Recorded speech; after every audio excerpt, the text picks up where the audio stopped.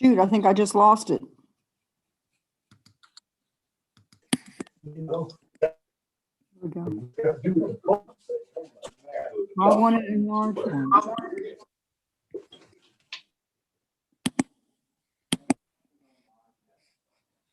I can't enlarge my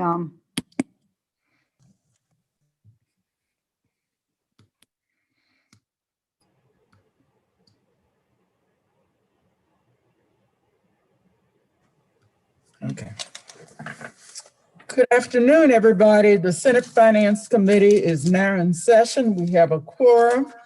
And let me start by indicating the order of the bills that we will hear today. We'll start with Senate Bill 54, Local Government Clean Energy Loan Program. Then Senate Bill 152, Maryland Strategic Energy Investment Fund. Senate Bill 170, Transportation-Related Property and Copper or Aluminum Items. Senate Bill 230, Maryland Port Administration. Bill 120, Insurance Credit for Reinsurance Model Law Revisions. Senate Bill 272, Insurance Claim Payment Clarification. Senate Bill 282, Public Health Prohibition on Testing Cosmetics on Animals. And last, Senate Bill 111, Healthcare Facilities Dialysis Treatment Services. And let me remind everybody that the sponsors have unlimited time to make sure we understand the bill. The lead proponent will have up to 5 minutes and everyone else 2.5 minutes. We're going to hold all questions until we've heard all witnesses so that we're sure we understand the bill in all aspects, what the lead sponsor proposed, any amendments if they've been offered, and any opposition. Following today's hearing, we will be voting a half hour after the end of the hearing. So hang around or get back early. At this time, we're going to start with Senate Bill 54. And let's have the,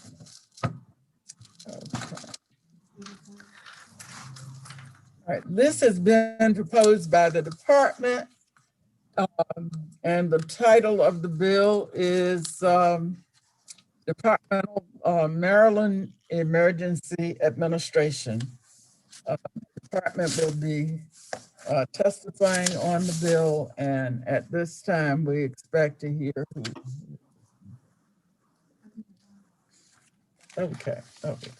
Okay, Mary Beth Tong, Director of the Maryland Energy Administration. Thank you, Chair Kelly, and to all committee members. Good afternoon to everyone. For the record, I'm Mary Beth Tong, the Director of the Maryland Energy Administration. In 2012, the Grid Resiliency Task Force, this is before my time, but not before many of your time, the Grid Resiliency Task Force was commissioned to make recommendations on how to improve the resiliency and reliability of the Maryland electric grid. That task force estimated the cost of storm outages on residential customers between 2010 and 2012 to be more than $1 billion with a B dollars. Grid resilience projects reduce stress on Maryland's energy infrastructure and reduce systems outages by enabling the consumption of electricity from on-site sources. The Clean Energy Loan Program, this is run through the Clean Energy Center, already allows property owners to finance energy efficiency and renewable energy projects. Senate Bill 54 will aid in that effort to bolster resiliency by authorizing grid resilience projects as one of the technologies that can be incorporated into a clean energy loan program.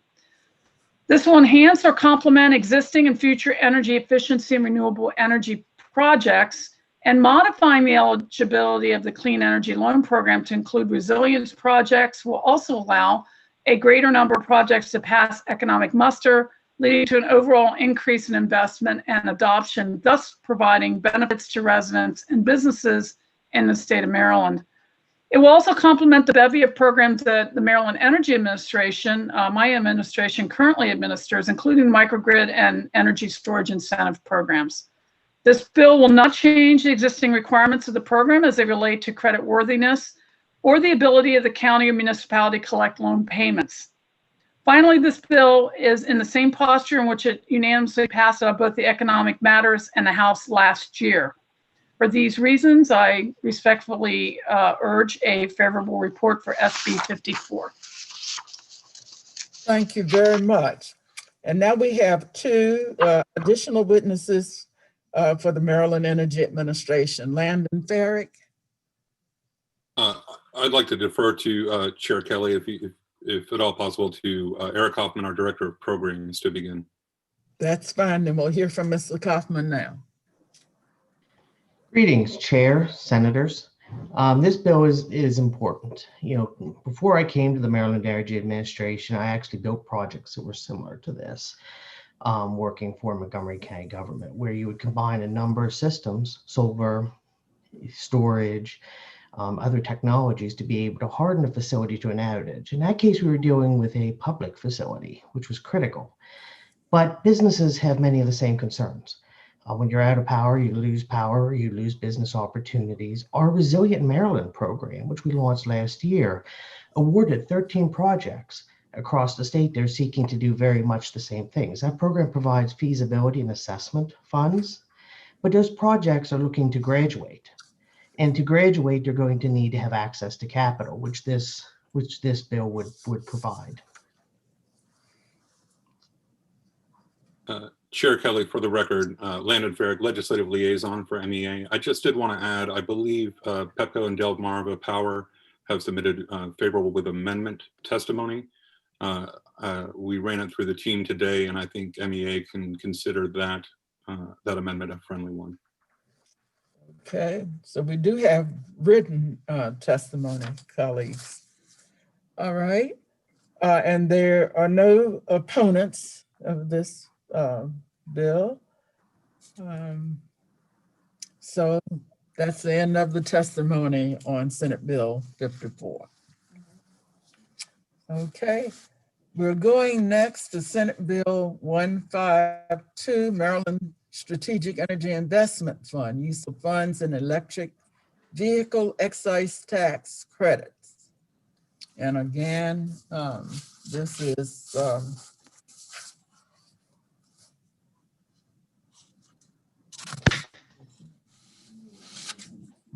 here. Thank you. Okay.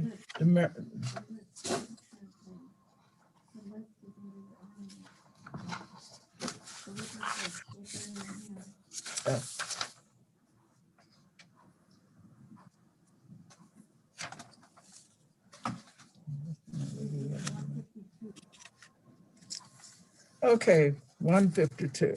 Mary Beth Tong is going to, the Maryland Energy Administration is going to lead off. Madam Chair, once again, good afternoon. And again, for the record, I'm Mary Beth Tong, the Director of MEA, and my last name is spelled T-U-N-G.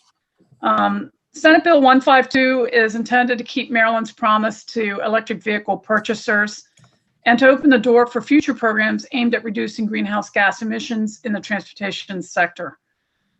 The proposed legislation will keep Maryland's promise to those qualified applicants who purchased a zero-emission vehicle or ZEV vehicle while the excise tax program was in place through June 30th, 2020.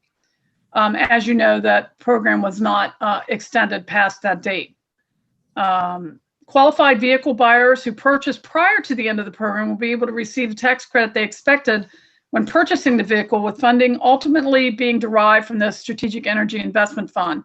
What had happened in that fiscal year is that we ran out of money about halfway through the year. So half the folks who thought they would buy the car with an incentive didn't get those incentives. So that's what this bill is hoping to recapture. This will assist MEA in continuing its current stable programs, including those that promote in-state investment and jobs, as well as those that directly benefit low to moderate income residents, both of which are central to economic recovery. Basically, if we were to pick this up in total and continue the program, if the legislature would decide to do that, we would have to pull money out of the rest of our programs in order to continue this. So that's why we're doing this bill, to try to pick up the folks who got cars with the expectation of getting the money. The bill also modifies the authorized uses of alternative compliance payments, or ACP, within a renewable portfolio standard. And these payments are made if they can't meet the requirements. If they can't put in enough megawatts of solar, let's say, then it goes into alternative compliance payment. And with a large expansion in solar, that is a real possibility that ACP payments will start going up. I believe Delegate David Fraser Hidalgo's bill also does this as well. The transportation sector is now the #1 contributor to greenhouse gas emissions, but currently the allowable uses of ACP are very, very limited. This bill would permit ACP to be used for future transportation programs, including medium and heavy duty vehicles or even buses, and this would go along with the MOU, multi-state MOU we just signed. It will also allow ACP to be used to supplement low to moderate income energy programs. MEA's low to moderate income programs often oversubscribed, and we believe this may help. And of course, this would help folks that are struggling with their electric bills and whatnot. In closing, I would say that this bill will allow Maryland to keep its past promises while still looking to the future when it comes to energy-related programs, and also help out in the low to moderate income program. For these reasons, I urge a favorable report for SB 152. Thank you. Thank you. We're going next to Landon Berry. Again, my apologies, Madam Chair. I'm probably going to turn it over to Director of Programs, Eric Kaufman. Fine, Mr. Kaufman. Greetings again. So this, looking at this, there's a finite amount of resources available under the CEF, and some of the most competitive are those in the RGGI renewable energy account, which also funds a number of transportation programs. It funds a number of solar programs, funds resiliency programs. And the EV tax credits, while EV growth in EV is important towards our climate goals, if you pull that thread, you end up putting other programs which are heavily subscribed and very, very effective at risk. And so that's the challenge. One of the things we've been tracking the data closely, and the sales of EVs continue to increase steadily.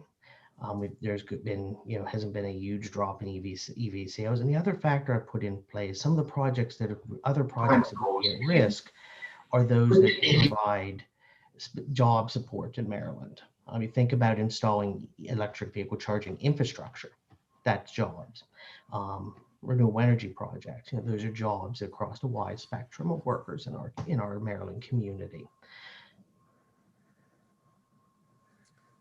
Madam Chair, Landon Farrig, Legislative Liaison for MEA, for the record. I will just say me too, and I'm happy to help with any questions. Okay, very good. We have one last witness that's favorable with an amendment from Chesapeake Solar and Storage Association, David Murray. Yes, thank you, Chair Kelly. Members of the committee, my name is David Murray. I serve as Executive Director of the Chesapeake Solar and Storage Association, formerly known as MDVCA. We represent the Solar Association of Maryland. So we're favorable with amendments on this bill, objecting to certain parts and supporting others. To start with, we support MEA's suggestion to broaden the types of households that can benefit from ACP funds. Originally in the Clean Energy Jobs Act, they're marked for low-income households. The current legislation would broaden 50% of those households low to moderate income households. And we support this change because it gives greater flexibility to MEA to address equity components of our clean energy transition. What we object to, however, is the blending of ACP funds collected from solar underbuild and applying those to all Tier 1 resources, as well as a variety of different uses, most notably electric vehicles and electric vehicle infrastructure. Our reading of the bill is that it is not ring-fenced based on income. Therefore, in theory, anyone, regardless of income, could benefit for those projects. We maintain that all ACP revenue should be directed towards low to moderate income populations, specifically with funds raised from solar underbuild, that these funds should be directed towards low income solar projects. In our written testimony, we have our specific amendments. Most notably, we give MEA a bit more flexibility on low income solar projects, enabling grant monies and loans towards roof repairs, efficiency measures, electrical upgrades that facilitate or can be coupled with low income solar deployment. We also suggest using the term underserved community, which was adopted in recent legislation in New Jersey that helps broaden different populations served by the clean energy industry. So with that, I'll yield the rest of my time, and thank you for your consideration. Thank you. We have two members with questions. We'll start with Senator Augustine and then Senator Kramer. Okay, thank you, Chair Kelly. Thank you, folks, for presenting this. I'm definitely concerned about moving away from this being, set aside for low-income residents. Can we get a definition of the low-income residents versus the moderate-income residents that this bill now presents? I'll take a first stab at that. We don't actually look at income tax statements and so forth. I know they do that in California. We don't look at that. A lot of these projects, we work with nonprofit organizations who do know the income level of their constituents. So that's a good question. Like I said, MEA does not, and we really aren't advocating for that either, because that's a huge level of infrastructure it would take to support something like that. I don't know if any of my team have anything else to add, but the way this is set up now, I mean, basically, you're talking about like electric vehicles, which of course would not necessarily be low-income folks, right? That's true. One thing that we have been doing at MEA is trying to, for the charging infrastructure, we've been trying very hard to get that into multifamily housing, low-income multifamily housing, Baltimore City and various areas near libraries and that kind of thing. Of course, the problem is there's a growing but not large secondary market for electric vehicles, and the price range is just out of a lot of folks' range right now for even moderate. Understood. Right. There are no protections in here that would occur. So thank you for your answer. Thank you. Sure. Senator Kramer. You want to unmute yourself, Senator Kramer? Got it done. Thank you, Madam Chair. I heard a reference to maybe a cross-filed bill, or is it a cross-file with Delegate Fraser Hidalgo, who's done a lot of work in this area. Mm-hmm.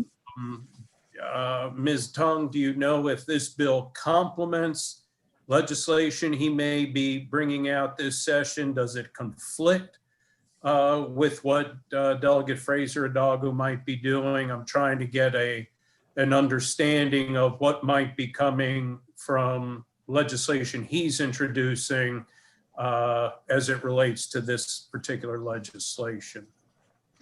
My understanding is that I haven't read Delegate Fraser Hidalgo's bill yet. My understanding is it complements. We work very well with him. But I'm going to pass it over to Mr. Farrig, who might have a little better idea because he's been discussing this with the various parties. Certainly. Thank you so much, Mary. Again, Landon Farrig from MEA. Delegate Fraser Hidalgo has introduced House Bill 44, which is his Clean Cars Act of 2021. Our bill and his bill share the same language or substantially similar language when it comes to altering the uses of ACP. However, where our bill looks to pay the backlog and fulfill Maryland's promise, his bill is going to try to reinstitute the EV tax credit program and at a significantly higher level. And I think, as Eric testified, it would certainly cause significant impacts on existing MEA programs. So there is some agreement and there is some conflict. All right, thank you for sharing that. Thank you. Senator Hershey. Thank you, Chair. Dr. Tong, David had mentioned the concern about ACP payments coming in and funding things that weren't specific to solar type of projects. In fact, the bill broadens where the types of loans and grant programs that couldn't go to. Is it easily identifiable where ACP payments are coming from, which goals they may or may not be meeting, for instance, tier 1 goals or tier 1 solar goals? Can we tell that through ACP payments?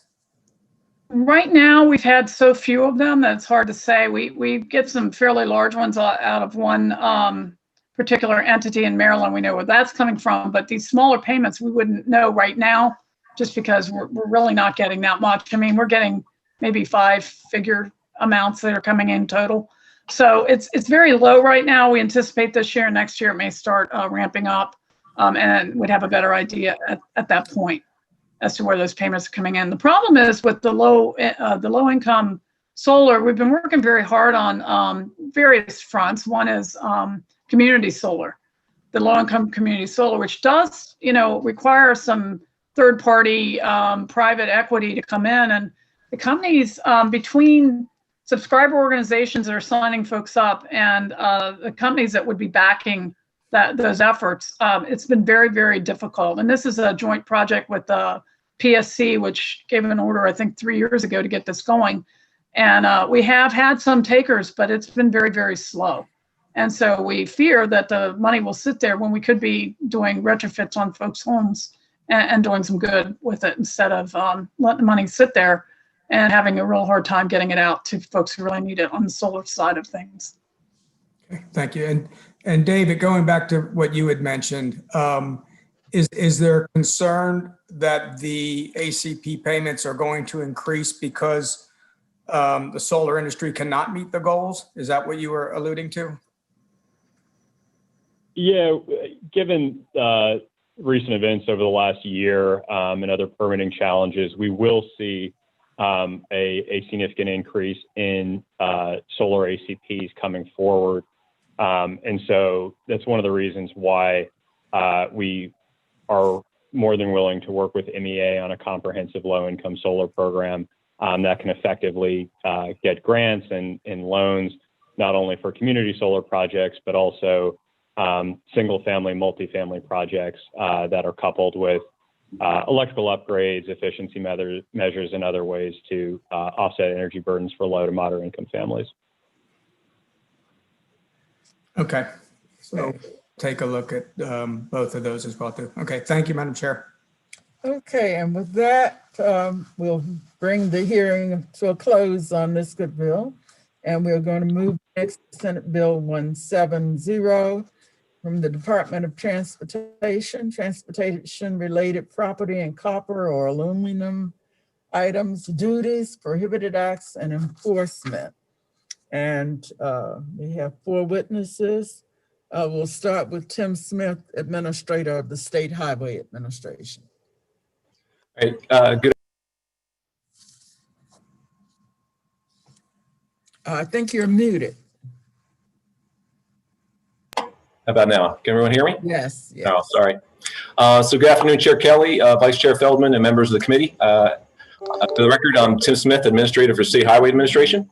Joining me today is Deputy Administrator for Operations, Joey Sagel. I want to thank you for the opportunity to testify on Senate Bill 170 and bring attention to a serious safety risk and fiscal impact to the state. The illegal removal of our infrastructure, like wiring from our overhead post, as well as our underground conduit, prevents roadway lighting from functioning and creates creates a significant safety risk for us all. So from July of 2019 to June of 2020, State Highway recorded 20 separate wire thefts from our roadway system. These thefts create safety risks for our drivers, pedestrians, and bicyclists who are trying to navigate our roadway, especially at night. We estimate this damage to the cost to Maryland taxpayers approximately $600,000. That's hundreds of thousands of dollars that we could be reinvesting into other safety improvements on our roadway system. So during the past several months, our team developed Senate Bill 170. So we were working with our partners in the scrap material business, and we've amended the language in the bill. Our team removed the holding period language for the materials in the bill. And after discussions with the scrap metal owner community, we understood their concerns and agreed the language would hinder their business. So we've amended the bill. It creates stricter penalties for tampering with and removing or theft of any transportation-related infrastructure. The penalties include 6 months of imprisonment for the first offense and up to $1,500 fine. Second offense is up to 18 months and a $5,000 fine. So thank you for the opportunity to testify and just requesting your support on Senate Bill 170 and to recognize as well as address a serious safety problem in Maryland. Thank you. Now, Joseph Sagal, Coordinated Highways Action Response Team, CHART. Thank you, Madam Chair. I'd like to reiterate what Administrator Smith said. Currently it's classified as a normal theft, and it's also destruction of property. We've seen opportunities in which when these thefts occur, I'd like to reiterate Administrator Smith, safety is paramount, and this does cause us safety issues.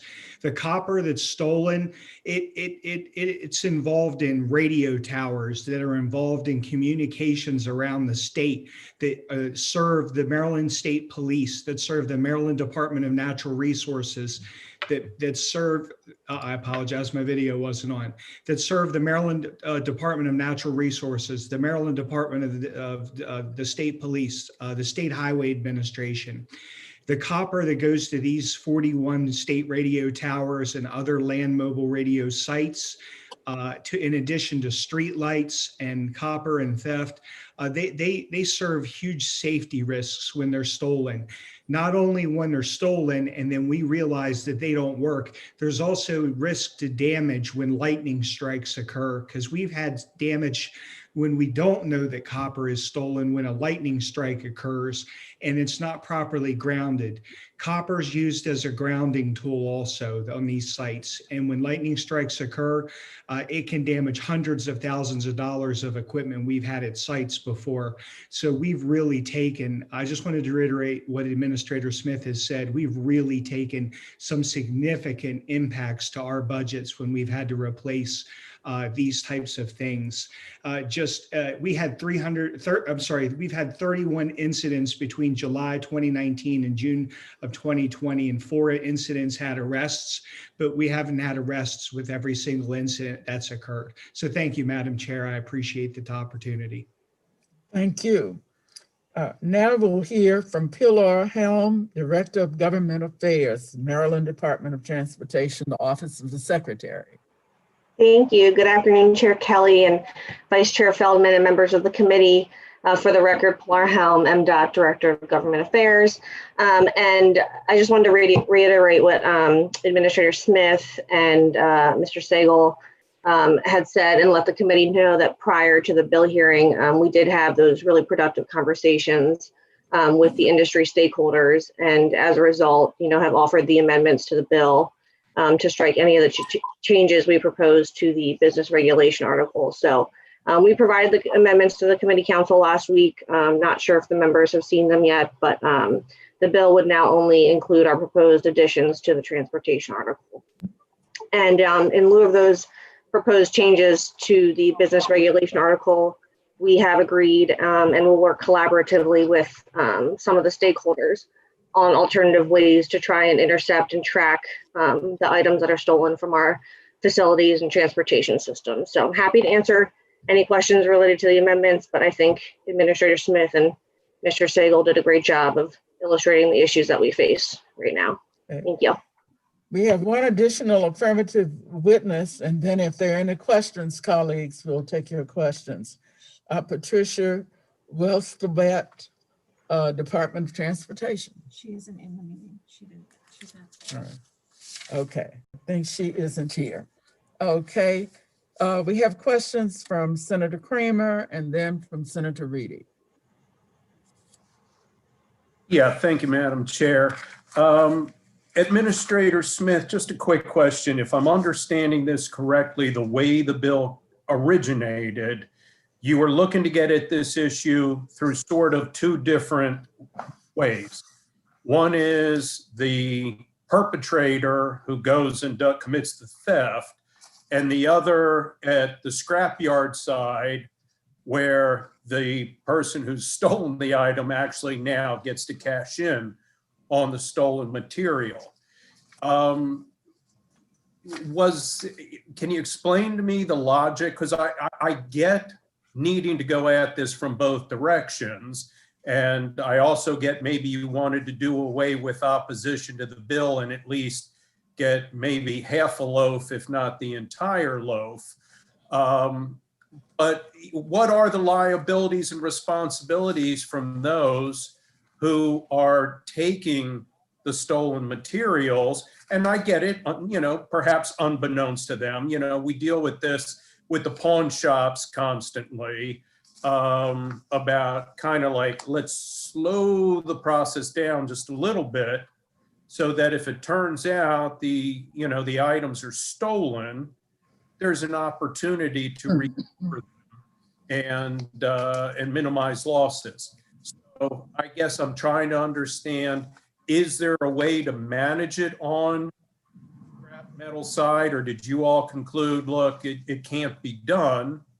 Or was it, we just don't want them coming in and opposing it, but there may be a way to do this on their side? Would you mind venturing into those waters just a little bit for me? Sure, I can elaborate some more on that. What it became is a challenge of the 30-day holding period meant all the material recyclers had to hold that material for 30 days, regardless of if there was any issue of or knowledge of a stolen material. So we feel like partnering with our local law enforcement, once we're made aware of it, we have the ability to use that leverage if we know of one being stolen, we can have a 15-day period. So we feel like within our existing laws and with our existing law enforcement, it requires us to be more proactive in knowing we can't wait, 15 days until we don't know something's been stolen. But if we're doing our due diligence, we know rather quickly when we have an issue. And we felt like with that, coupled with the partnership with our law enforcement, we felt like that was a fair compromise, and it still allowed us to accomplish what we intended to achieve. Got it. Okay, thank you. As long as you're comfortable with it, that works for me. Thank you. Thank you, Madam. Okay, we have additional questions, Senator Reedy and then Senator Bidle. Madam Chair, my questions, I believe, have been answered because I could not see the amendments, and I was curious if they had struck out dealing with the junk dealers. I actually like that amendment. So thank you. All right, Senator Bidle. Thank you, Madam Chair, and thank you, Administrator Smith, because I know this has really affected our district tremendously, particularly along 295, and it's really been dark. So thank you very much for bringing this bill to us. My pleasure. Okay, seeing no other comments from members, that ends the hearing on this bill, and we will move now to Senate Bill 230. This is back to the Port Administration, land acquisition and payments to counties. We've got three representatives on this bill, and we'll start with William P. Doyle, Executive Director of the Maryland Port Administration. Good afternoon, Madam Chair, committee members. My name is William Doyle, Bill Doyle, Executive Director of the Maryland Port Administration. With me this afternoon, I have Brian Miller, MPA Deputy Executive Director, Bob Monroe, Assistant Attorney General at MPA, and Jennifer Guthrie, MPA Manager of Government Affairs. Additionally testifying, you'll see Scott Cowan from ILA Local 333. The Maryland Port Administration respectfully requests a favorable report on Senate Bill 230, legislation that will directly and beneficially impact Port of Baltimore, a leading port in the nation, a freight and economic engine for the state of Maryland. The MPA is in constant competition with major ports on the eastern seaboard, trying to increase cargo volumes, expand terminals, and bring new business, all while continuing to provide positive economic growth for the state and the counties and city where our port facilities are located. The major competing ports on the U.S. East Coast are not bound by these laws and do not have to pay a full tax rate. In order for the Port of Baltimore to remain competitive, the MPA needs to respond quickly to acquire industrial property.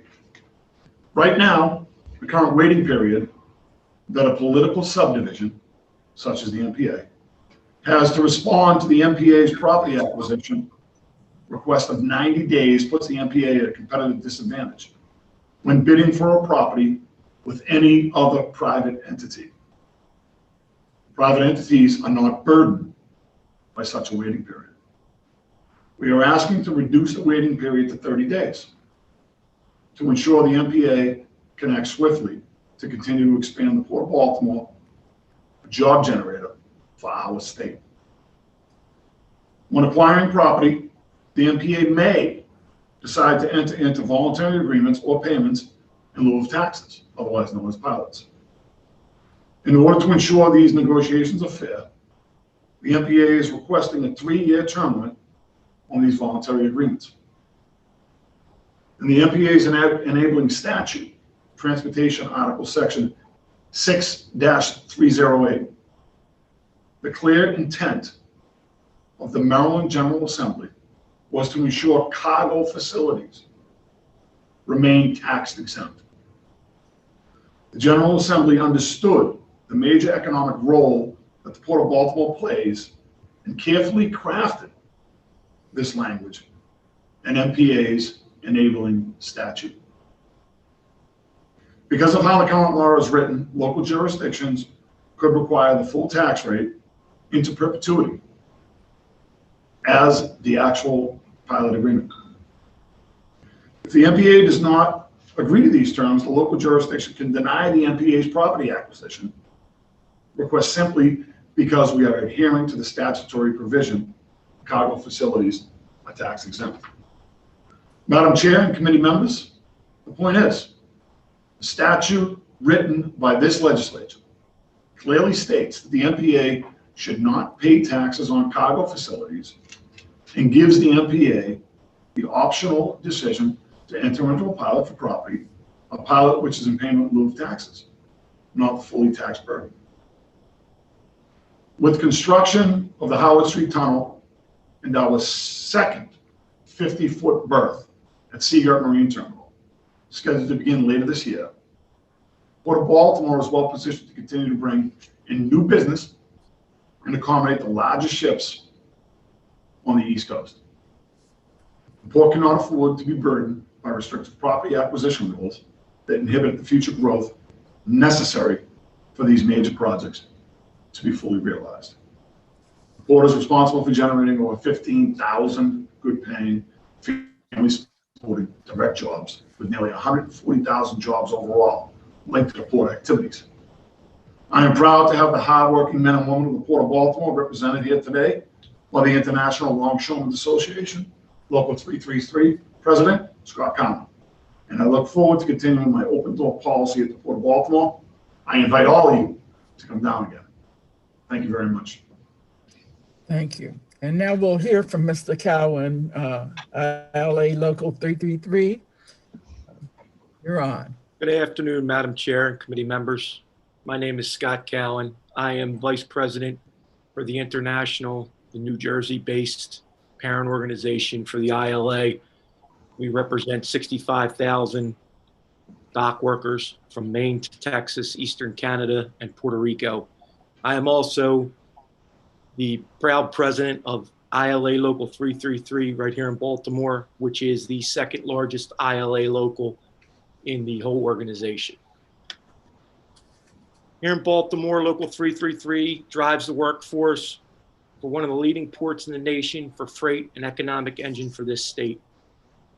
We work very closely with the Maryland Port Administration to ensure the port continues to generate good family paying, supporting jobs.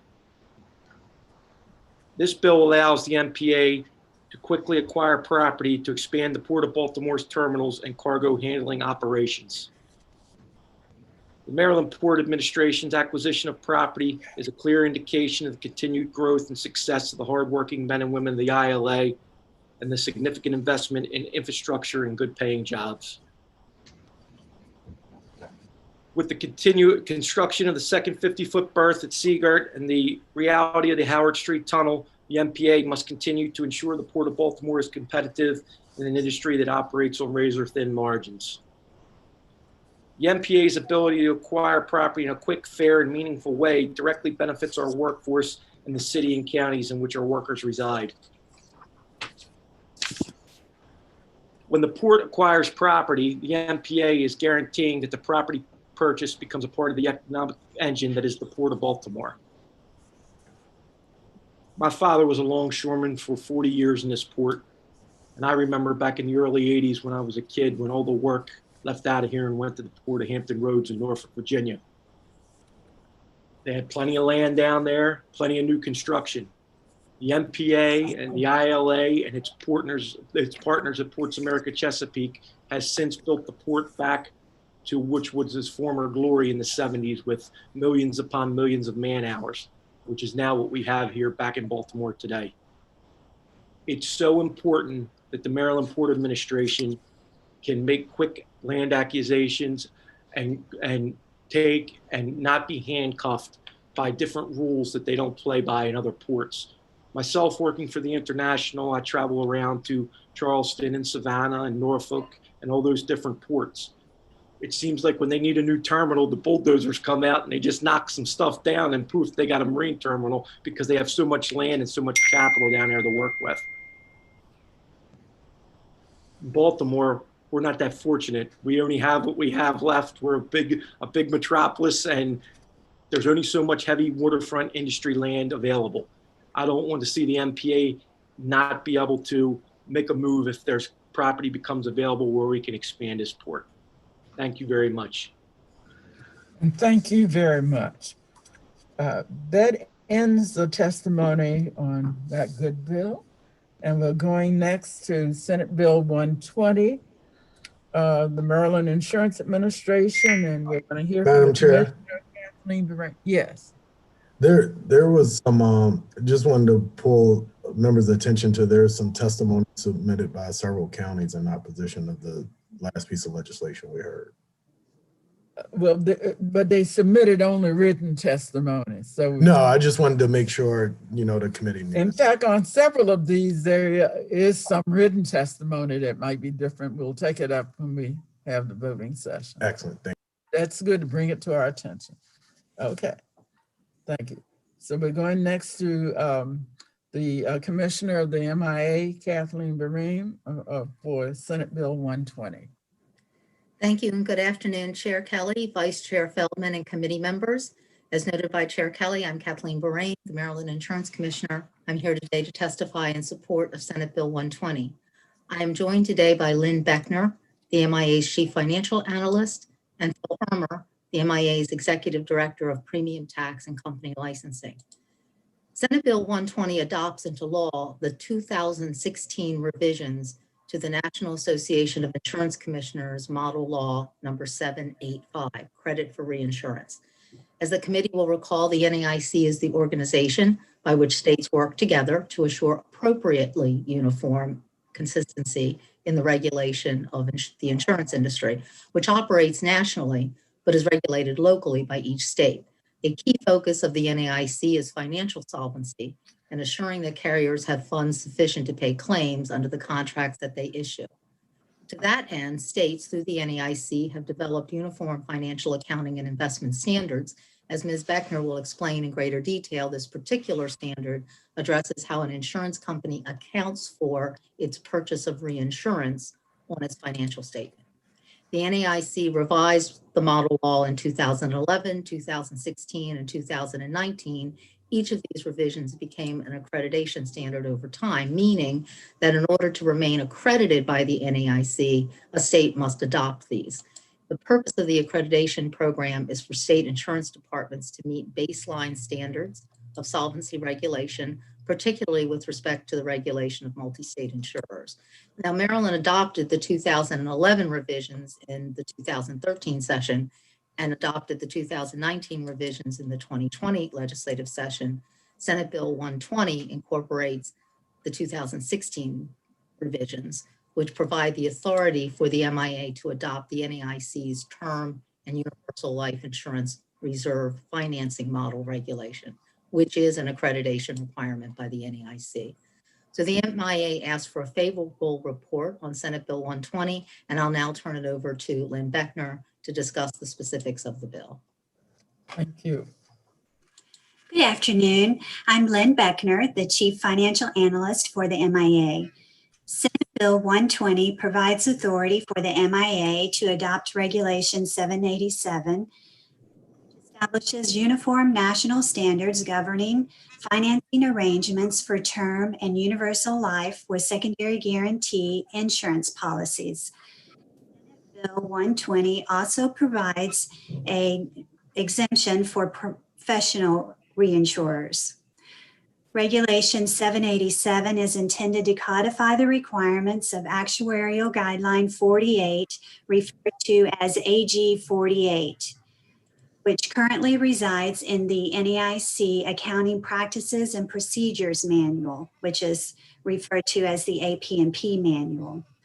All insurers are required to follow the AP&P Manual pursuant to 4116 of the insurance article. The provisions of AG 48 in the AP&P Manual will sunset when a state adopts the 2016 revisions to Model Law 785 and Model Regulation 787. Adopting Senate Bill 120 will ensure that there are adequate protections for those to whom insurers owe obligations. The bill also allows the MIA to adopt regulations that are required for the MIA to maintain its accreditation with the NAIC. And that concludes my statements. Thank you. All right. Phil Merman. Do you have another person testifying? We did have one person on our team, Mr. No. Okay. I'd just like to say a word about the NAIC colleagues on Senate Finance. Some of you might want to get to travel to some of the quarterly conferences of the NAIC, which really will enlighten you about all kinds of model laws and all kinds, even international impacts on what we do here. And we're worried about the European Union and some other places. I got for, I think, 14 years to attend those meetings as I represented in NCSL on the IIPRC, Interstate Insurance Product Regulation Commission. It's fascinating. We'd be a lot better off if we had somebody from Maryland involved. So you might want to talk to the president about seeing that you get to go to some of those. Okay. That ends that testimony. There is no opposition that I see. Okay. Thank you. I called him. Is Phil Erman here? I called his name before, he didn't answer. I think that's okay. I'm not sure if Phil came on, but available. He's only available for questions. So if there are no questions. All right, thank you very much. Okay, we're going next to Senate Bill 272. Again, it's an MIA bill, and we'll start with Commissioner Kathleen Brain. Well, thank you again, and good afternoon. I'm here today to testify in support of Senate Bill 272. And with respect to this bill, I'm joined by David Cooney, our Associate Commissioner for Life and Health, and Mary Quay, the Chief of Life and Health Complaints. I will just note that Robert Barron, the Associate Commissioner of Property and Casualty, and Van Dorsey, our principal counsel, are monitoring the hearing should the committee have any specific questions for them. The purpose of Senate Bill 272 is consumer protection. Sections 4113 and 27305 of the insurance article identify the remedies that are always available to the MIA when it finds that an insurance company has violated Maryland law. Senate Bill 272 clarifies that if the MIA has found that an insurance company has violated Maryland law, specifically by failing to pay a claim or otherwise fulfilling its contractual obligations to a policyholder, those remedies include the authority to require the company to pay the claim or fulfill the contractual obligation. Now, this clarification is necessary in our view because the current statutory language specifies that the MIA may require a carrier to make restitution to a claimant who has suffered financial injury because of the violation. Now, Mr. Cooney and Ms. Quay will testify and provide examples of such circumstances where carriers have pushed back on the MIA and when it has ordered that claims be paid, taking a very narrow view of what restitution and financial injury are. It is important to note that Senate Bill 272 does not address or alter what constitutes a violation of the insurance article, and it does not address or alter the standard of review. It is limited to clarifying that if the MIA, within the scope of its current regulatory enforcement authority, finds that a breach occurred and further finds that that breach is a violation of the insurance article, then the remedies available to the commissioner include requiring the carrier to fulfill its obligations under the contract. It was recently brought to our attention that carriers may have some concerns that this bill gives the commissioner more unilateral power to force an insurer to pay a claim if there's a dispute over the facts or contractual provisions. But let me make it very clear that that is not what the bill does, and that is not our intent with respect to the bill. It merely clarifies the authority of the MIA as it relates to requiring carriers to fulfill their contractual obligations. With that, I would ask for a favorable report on Senate Bill 272, and I will turn it over to Associate Commissioner David Cooney to discuss the bill in more depth. All right, Mr. Cooney. Good afternoon. I'm David Cooney, Associate Commissioner for Life and Health. And as the Commissioner has already mentioned, the current law specifies that the MIA may require a carrier to make restitution to a claimant who has suffered financial injury or actual economic damage because of the violation. So in the context of our investigations of unlawful claim denials, the MIA has encountered the argument that payment of a claim is not actually restitution unless the policyholder advanced the claim payment out of pocket. So under this flawed reading of restitution, even after the MIA has found a violation, a carrier would only need to pay a claimant if the claimant actually had the means to pay the shortfall owed to the healthcare provider as a result of the improper claim denial, and if the claimant could provide proof of the payment. So if the claimant did not pay the provider or had lost the receipt, carriers have argued that they are not obligated to make the payment, even if the denial was in violation of the law. If the carrier's argument were to be accepted, this would allow a carrier to benefit from its unlawful underpayment or denial of claims. So based on the current statutory language, in these situations, we could simply increase the fine amount imposed on the carrier for violation of the law and just avoid the carrier's argument entirely. However, we would much prefer to provide direct relief to the consumers who are actually harmed by the carrier's actions, instead of just issuing stiffer penalties. So consequently, while we have not accepted this misguided argument raised by some of the carriers, the issue has delayed the resolution of investigations, as we've had to respond to the carrier's arguments and demonstrate that we do in fact have the legal authority to require claims when the denial is in violation of Maryland law. So as the Commissioner also stated, this bill simply clarifies the existing law. Currently in other sections of the insurance article, particularly section 1510A04 and 1510D03, it specifically states that if a violation is related to an adverse decision or a coverage decision, the MIA has the authority to require a carrier to fulfill its contractual obligations and to provide payments that have been denied improperly.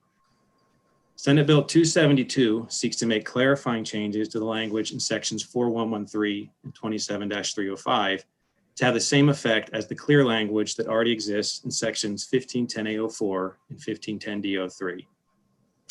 And I will now turn it over to Mary Quay to walk the committee through a real-world example of how this has impacted your constituents.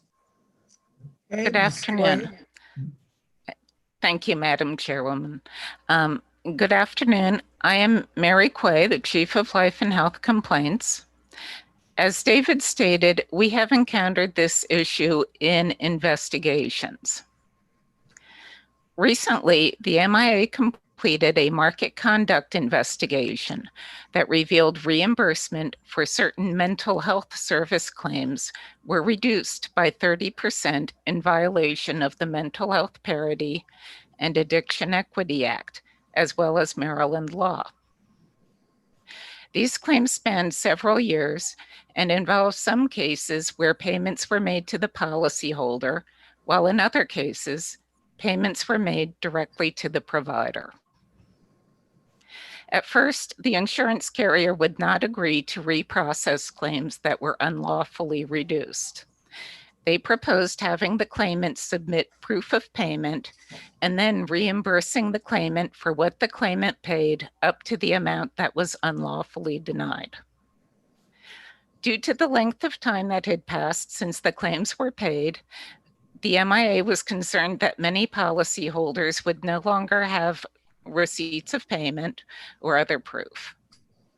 If a provider had agreed to write off the unpaid balance, then the carrier would not reprocess the claims to comply with the law.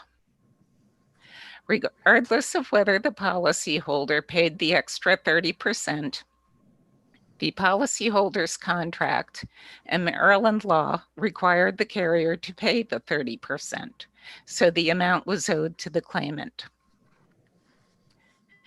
The argument was based on the definition of restitution and that the policyholder had not suffered financial harm. Although the carrier finally agreed to reprocess all of the claims without proof of payment, the disagreement over whether the MIA had authority to require the carrier to reprocess the claims led to protracted negotiations and delayed getting relief to consumers and to the mental health providers who had treated them. Clarifying the law would help resolve investigations more quickly by removing this area of disagreement. With that, the MIA supports Senate Bill 272 and urges the committee to give the bill a favorable report. Okay, thank you. Now we are going to some unfavorables. Andrew Kirkner. Thank you, Madam Chair. Association of Mutual Insurance Companies. Thank you, Madam Chair, members of the committee. Andrew Kirkner on behalf of the National Association of Mutual Insurance Companies. NAMIC. NAMIC is the nation's largest property and casualty trade association with more than 1,400 members, 11 of which are domiciled in the state of Maryland. It is my pleasure to be back before the committee today, unfortunately, via computer instead of in person. I am here today, unfortunately, to respectfully oppose Senate Bill 272 as drafted. Certainly understand the problems that the administration is attempting to fix, but as drafted, we have concerns about the scope of authority that would be provided to the commissioner under the bill. Before I get started, my testimony is going to be very brief, Madam Chair. But before I get started, I did just want to say, there is a distinction, or to draw the committee's attention to the distinction between the life and health side of the MIA and the property and casualty side of the MIA. I'm here today on behalf of property and casualty insurers, my members. There'll be a number of other folks here as well. We have no issue with the MIA's attempt to fix this problem on the life and health side of the equation. Our concerns relate to the impact on the property and casualty side. Under existing laws, you've already heard explained, the MIA has the authority to both fine and to require licensees to pay restitution where they find a violation of law. In addition to these formal statutory powers, the MIA has and uses less formal means to inform and encourage licensees on the property and casualty side to pay claims and to meet contractual obligations where, in the MIA's view, the carrier has fallen short. NAMIC and its member companies work very closely with the MIA, and we believe that existing law provides sufficient remedies, again, in the property and casualty context to get payments made. What we're concerned with is that Senate Bill 272 would expand in some way these powers and would put the MIA in a position to require payment on claims where coverage may still be disputed. So where there is an underlying coverage dispute, we're concerned that the language could, in fact, expand the power of the MIA. So we have communicated these concerns to the administration, to the commissioner. I think we are very comfortable continuing to work with the MIA on some improvements to the language. So I suppose I would phrase this as the softest possible opposition. Madam Chair, we are committed to continuing to work with the MIA, but we are concerned with the bill as drafted. Thank you. Thank you. All right, we're going next to Robert Anton. Let's see here. Good afternoon. Robert Enton on behalf of the American Property Casualty Insurers Association. And I don't have much to add to what Mr. Kirkner said. All the examples that were pointed out, in the health and claim, talk about claims for health insurance providers. And we have not seen the need for this type of change or any history of problems with property and casualty insurers in this regard. Having said that, on behalf of my client, we had reached out to the MIA, and we're hopeful that we can sit down with the commissioner and her staff and figure out a way to address our concerns, and I'll come back to the committee with a consensus on the bill. Thank you. Thank you. Next is Nancy Egan.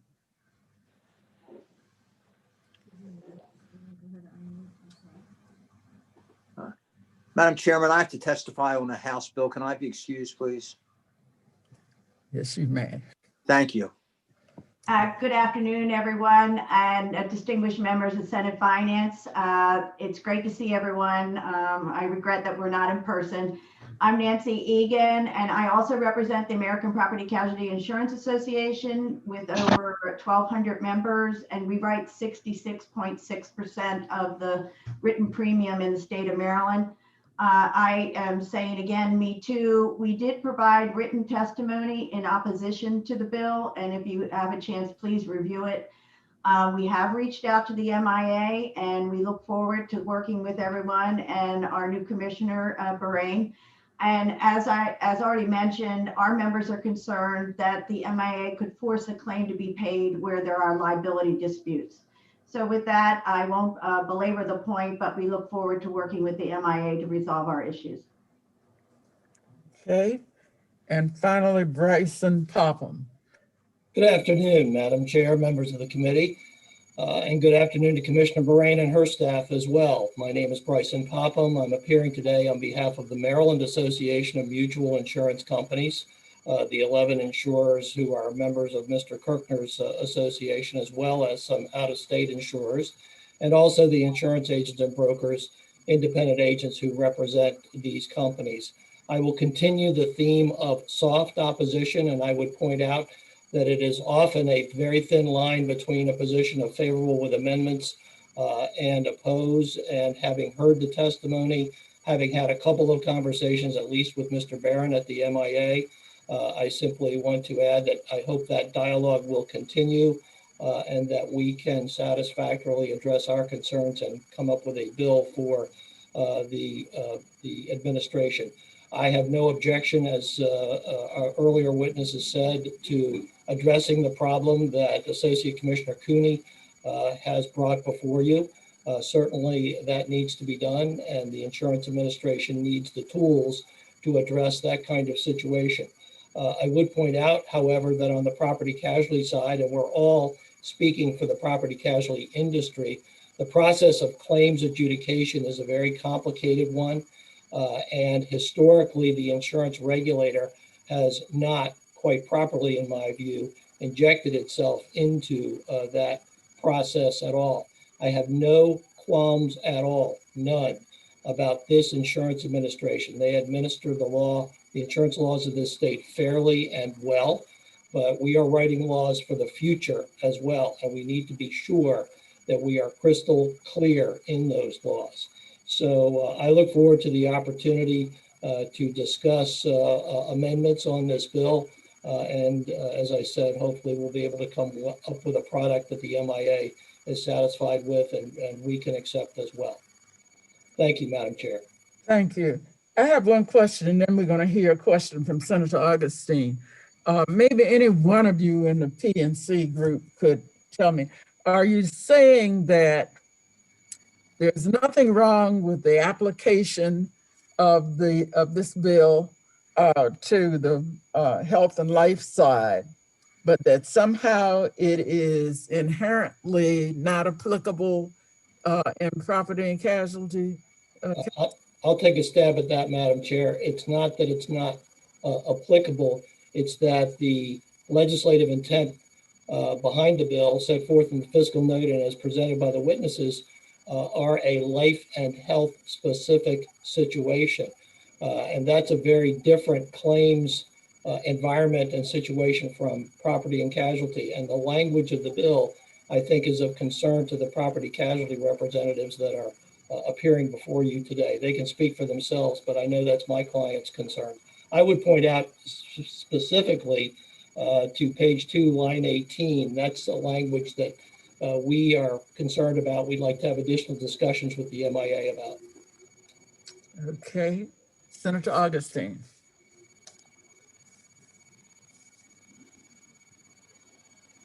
Thank you, Madam Chair. First of all, I just want to thank Commissioner Brain and David and Mary, for bringing this forward because it is a problem. I mean, this is a real problem. I'm grateful that you all are looking at this, particularly from the life and the health standpoint, so that we have a little more teeth when we're going after some of the situations with regard particularly to behavioral health, parity. So thank you very much for that. With regard to the opposition, I read your opposition. What I didn't see was the actual language of what an amendment would be. I know that you're probably going to talk to the folks at MIA about that. I also just would ask just for clarification, because I didn't necessarily see where it was going to require payment for something that was disputed. I just didn't read it. That must be an interpretation of the way it is written. And I want to hear that, understanding that the larger part of this bill, though, is just so important. And I hope that we can get it resolved and get it done. Thank you. Thank you. All right. Had a nice colloquy there. And that ends the testimony today on this good bill. I'm sure we're going to hear back from the department and maybe from the PNC folks after you've had a chance to talk further. Thank you very much. Thank you, Chair. Okay. Thank you. We are going next to Senate Bill 282, Senator Lamb.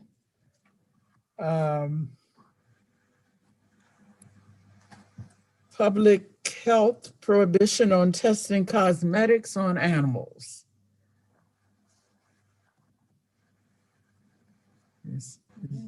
Is Senator Lamb make it yet? I think I see something popping up. Yes. Okay. All right, you're on, Senator.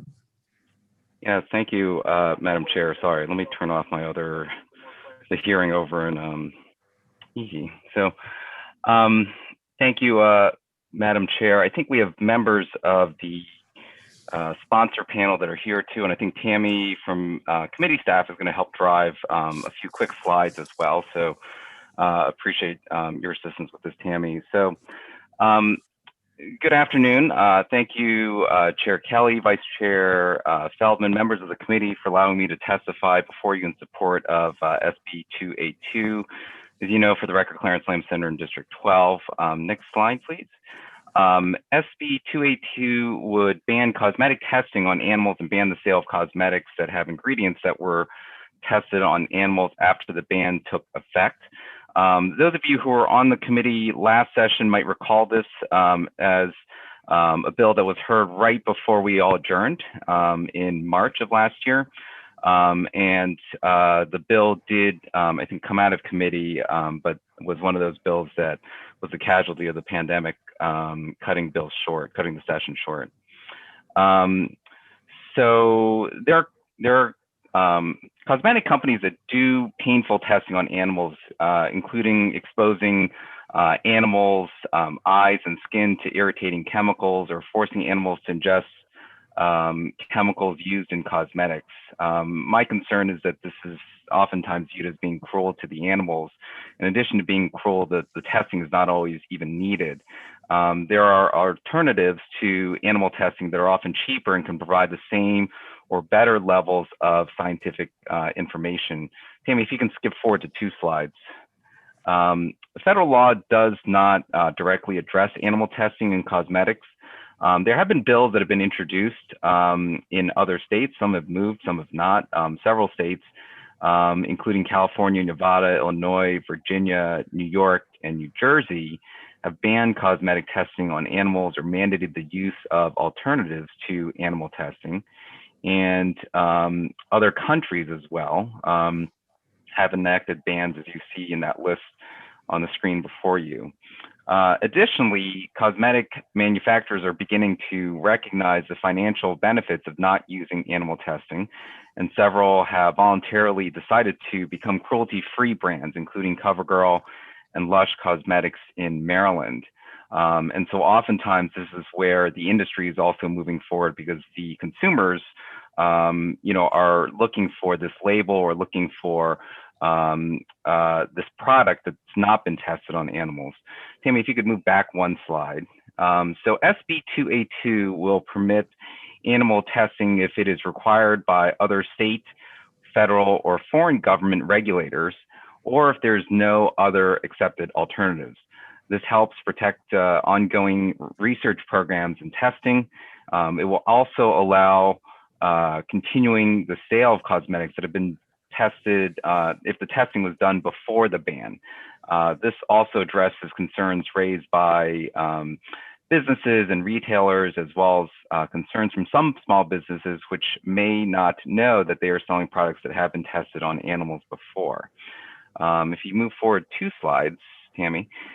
So in conclusion, SB 282 will prevent cosmetic companies from using these and testing these products on animals, and allows Maryland consumers to be sure they're not purchasing cosmetics that had been done so.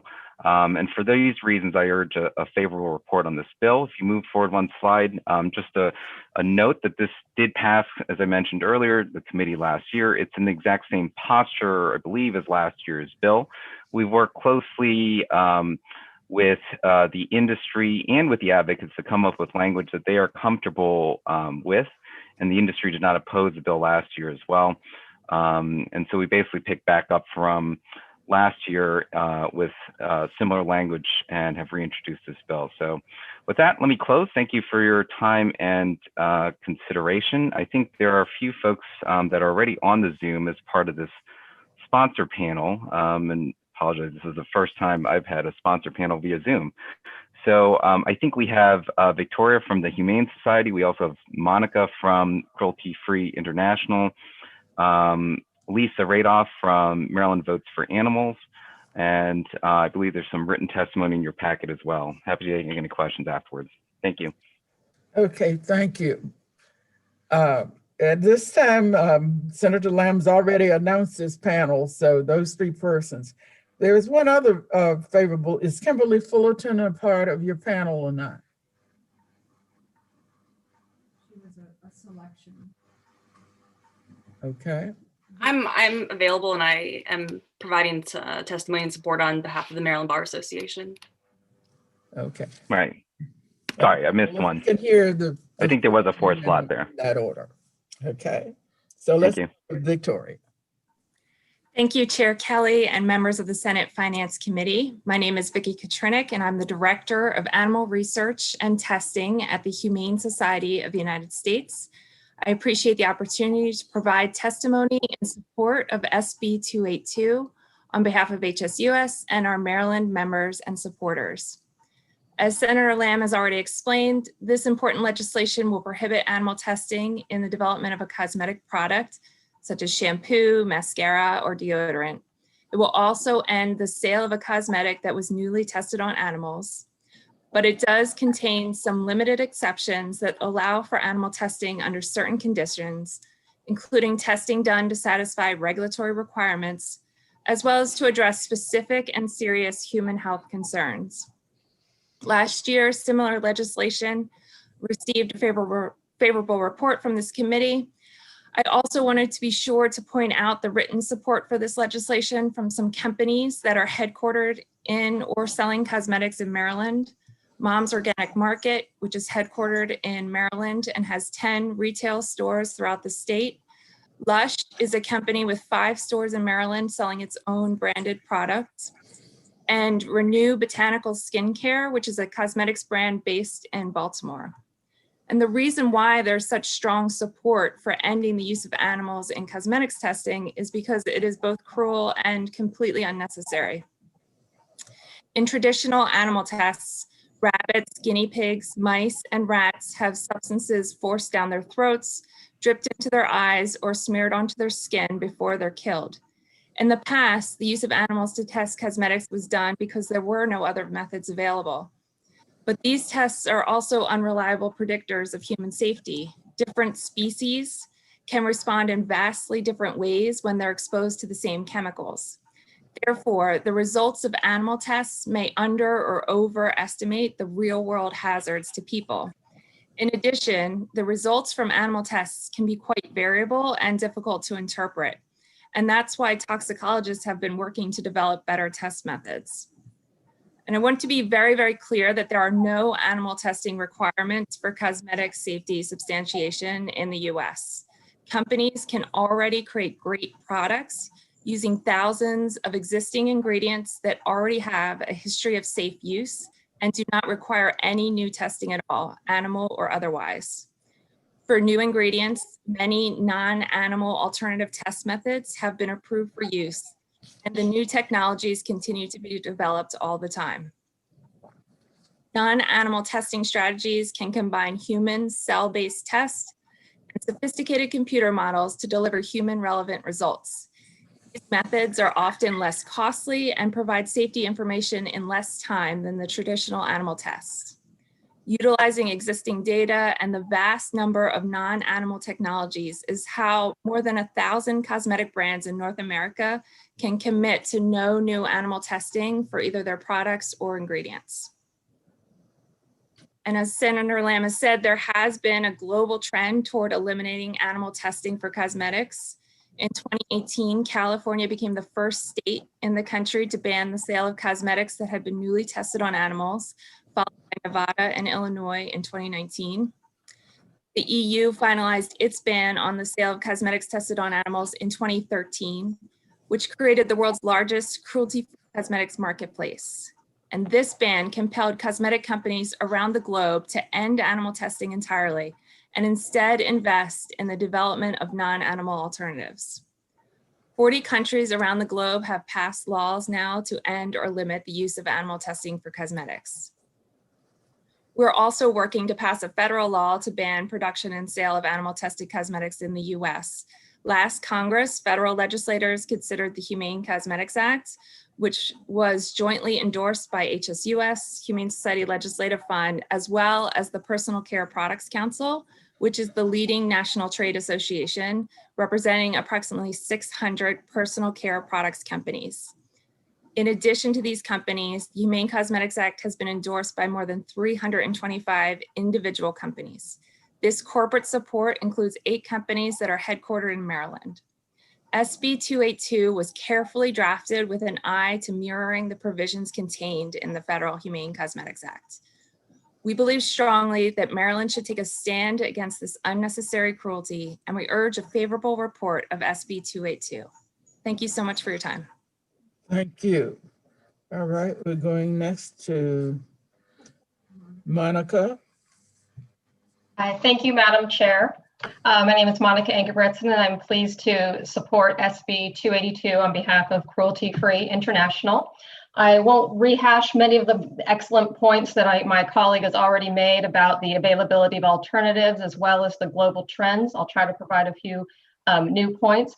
As you can see in the legislation, it makes exceptions for special safety concerns, drugs used in cosmetics, or in testing, and allows companies to rely on existing animal testing data or data that was done to meet regulatory requirements for non-cosmetics under very specific circumstances.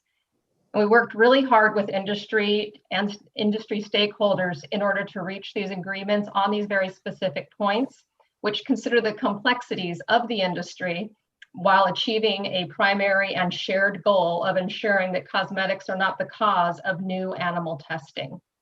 Passage of this bill would of course bring Maryland in line with nearly 40 countries as well as some other states, but also allow Maryland to continue to lead the way forward for a national change on this issue. One piece of information that wasn't provided was some polling. Recent polling shows, and 2019 polling on this shows that this is an issue that really unites Americans across political affiliations and across generations. A 2019 Survey USA poll revealed that 8 out of 10 respondents said that they would support a law prohibiting animal testing for cosmetics. And when broken down by political affiliation, 83% were Democrats, 72 Republican, and 80 independents. Likewise, the poll revealed that there's no generational divide. We had 76% of those aged 50 to 64 said that they were against animal testing for cosmetics, followed by 75% of those 65 and over, 72% of those 34 to 49-year-olds, and 65% of those 18 to 34. So we have millennials and boomers, Generation X and Gen Y, all in agreement on this issue.